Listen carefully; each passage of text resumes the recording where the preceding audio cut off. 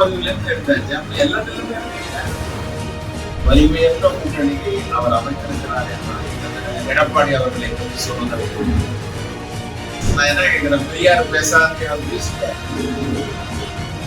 எனவே எங்க கூட்டணி தான் வெற்றி பெறும், அவர்கள் திரும்புவதற்கான வாய்ப்பு இல்லை. நீங்க சொன்ன மாதிரி அவர் சொல்லுங்க, மாத்தி சொல்லுங்க.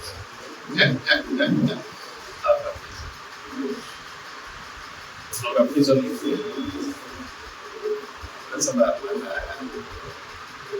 திராவிட முன்னேற்ற கழகத்தோடு எங்களுக்கு இருக்கிற உறவு என்பது கொள்கை ரீதியான உறவு. ஆனா இந்த கூட்டணியை உடைக்க வேண்டும் என்று கருதுகிறவர்கள் என்ன சொல்கிறார்கள் என்றால், விடுதலை சிறுத்தைக்கு வேற வழியே இல்லை, இதை விட்டாம வேற ஒண்ணுமே செய்ய முடியாது அப்படிங்கிற மாதிரி சொல்றாங்க. அது தவறு.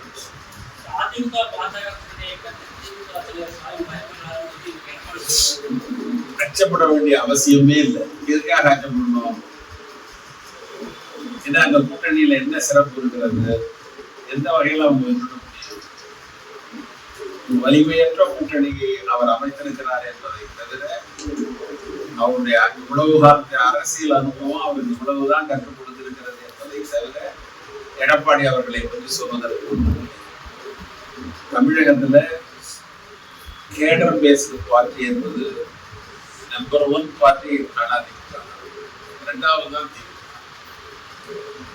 ஆனா இன்னைக்கு என்ன ஆயிருக்குன்னா, இவருடைய இந்த முடிவால அந்த கட்சி சிதைப்பு, அதனுடைய அடிமட்ட தொண்டர்கள் எல்லாம் ரொம்ப சிரமப்படுறாங்க, ரொம்ப வருத்தப்படுறாங்க. அவர்கள் எல்லாம் இந்த முடிவை அவங்க ஏத்துக்கல. அதனால தெரியும், கூட்டணின்னு அறிவிச்சாலும் ஒரு பெரிய எழுச்சி வரும்.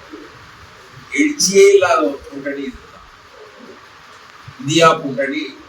தமிழகத்துல திராவிட முன்னேற்ற கழகத்தின் தலைமையில் இருக்கிற கூட்டணி 45% மேலான வாக்குகளை நாங்கள் வைத்திருக்கிறோம்.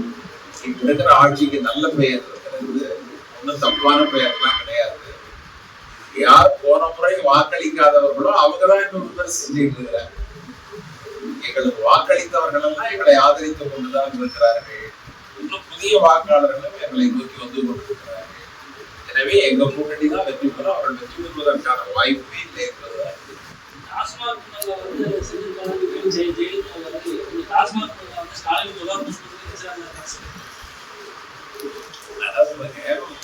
உங்களுக்கு அதுல ஊழல் நடந்திருந்தா நீங்க விசாரிங்க, கண்டனம் கொடுங்க, யாரும் வேணாம்.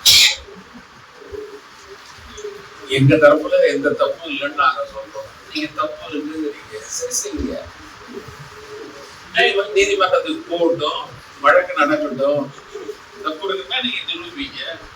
இன்னைக்கு நாங்க ஆளுநருக்கு உரிமை இல்லை, ஆளுநருக்கு அந்த அதிகாரம் இல்லை என்பதனை நாங்க என்ன மேடம் போட்டு பட்டிமன்றம் வச்சா நாங்க சொல்லிட்டு இருந்தோம். உச்ச நீதிமன்றத்துக்கு போய் அந்த தீர்ப்பை வாங்கி, அப்புறம் நீங்களும் டாஸ்மாக்ல அப்படி தவறு நடந்ததுன்னா போய் வாங்குங்க.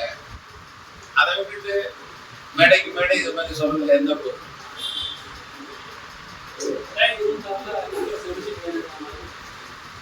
கூட்டத்தில் உட்காந்து பேசி நிறைய கேட்போம். அதற்கு பிறகு அது எப்படி நடக்கும்னா, நான் 2 தேர்தலில் நான் பார்த்துருக்கிறேன். தலைவராக இருந்த போது அதற்கு நான் பார்த்துருக்கிறேன். அன்றைக்கு இருக்கிற சூழலுக்கு ஏற்ப கட்சிகள் பிடிக்கும். 2வது எங்களை பொறுத்த வரைக்கும் என்னன்னா, ரொம்ப ஹைலி அண்டர்ஸ்டாண்டிங்கான ஒரு அலையன்ஸ். இத மாதிரி விஷயங்கள்ல வருது.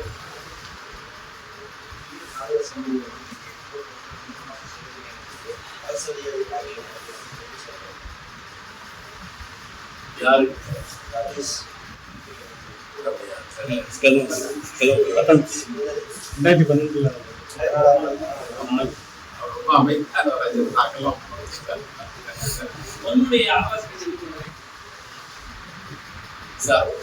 விஷயம்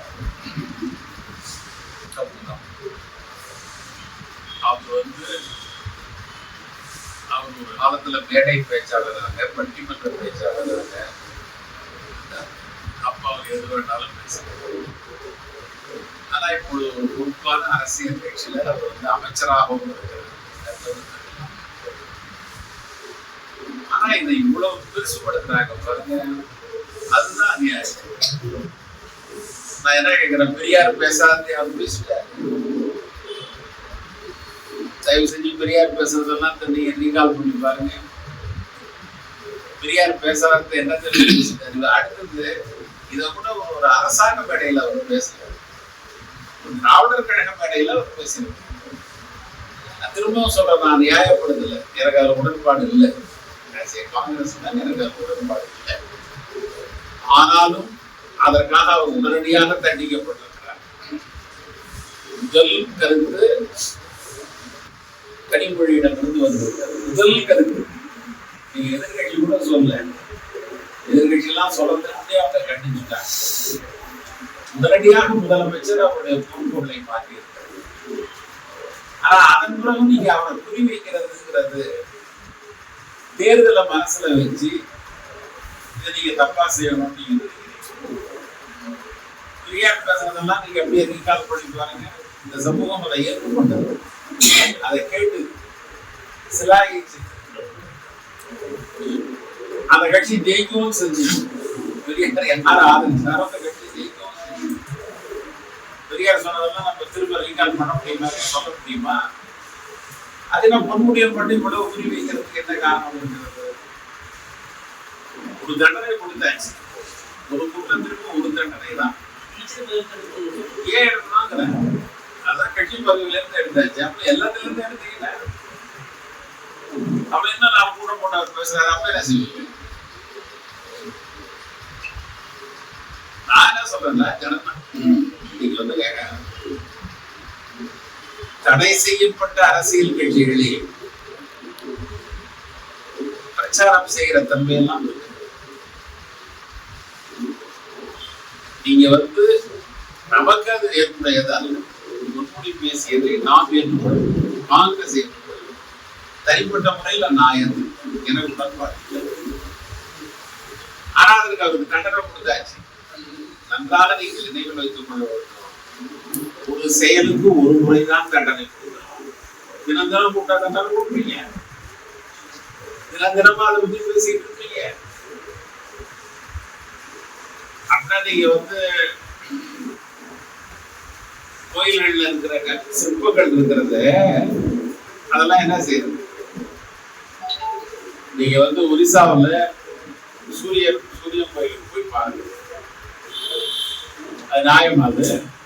அது மாதிரி சிற்பத்தை அனுமதிக்கலாமா? ரோட்ல ஒருத்தவர் அது மாதிரி சிற்பம் படம் வரைஞ்சி வச்சு காட்சிக்கு வச்சாருன்னா விட்டுருவாங்களா? இந்த விவாதத்துக்குள்ளார போங்க. செஞ்சது தப்பு பேசிக்க வேண்டாம். அவர் வேற ஒரு மேடையில பேசிட்டாரு, அவர் அரசாங்க மேடையில பேசல, வேற ஒரு மேடையில பேசிட்டாரு. ஆனாலும் கண்டிக்கத்தக்கது, கண்டிக்கப்பட்டிருக்கிறார். அதெல்லாம் விட்டுதான்.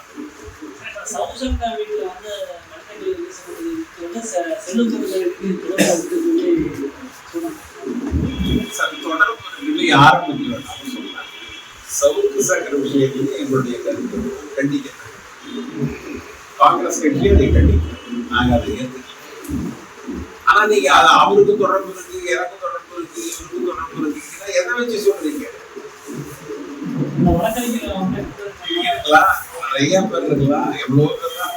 நீங்க வந்துங்க நம்மள்ட்ட வந்து மாதம் போடுறாங்க, நம்மள பார்த்து துண்டு போடுறாங்க, கை கூட கொடுக்குறோம். எவ்வளவு பேரை நமக்கு தெரியுது. எனவே நான் என்ன சொல்றேன்னா, கண்டிக்கத்தக்கது. சவுக்கு சங்கர் வீட்டில் நடந்த நிகழ்ச்சி நாம் யாரும் ஏற்படவில்லை. அவர் வந்து அவர் அநாகரிகமாக பேசக்கூடியவர். சவுக்கு சங்கர் அநாகரிகத்திற்கு உச்ச கட்டம். ஆனாலும் அதற்கான தண்டனை அது வரல, நம்ம அதை ஏற்றுக்கல. ஆனா அதற்கும் இவருக்கு எந்த சம்பந்தம்? எப்படி சொல்றீங்க?